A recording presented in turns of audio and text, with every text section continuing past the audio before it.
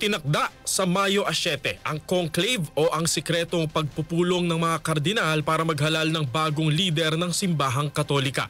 Napagdesisyonan ng petsa sa kauna-unahang closed-door meeting ng mga kardinal sa Vatican simula nang mailibing si Pope Francis. Nasa 135 kardinal na edad 80 pababa mula sa iba't ibang bahagi ng mundo ang maaring lumahok sa conclave at maghalal ng susunod na Santo Papa. Sa Pilipinas, 3 kardinal ang lalahok sa papal conclave, kabilang sina Cardinal Pablo Virgilio David, Manila Archbishop Jose Cardinal Advincula at Luis Antonio Cardinal Tagle na kabilang sa Papa Bile o ang mga matutunog na pangalan na posibleng maging susunod na pontiff.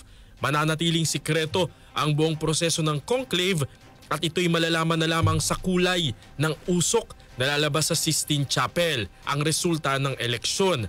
Kung itim, wala pang napipili, puti naman kung may nahalal ng Santo Papa. Sa kasaysayan, nagtagal lamang ng 2 araw ang nakalipas na papal conclave noong 2005 at noong 2013.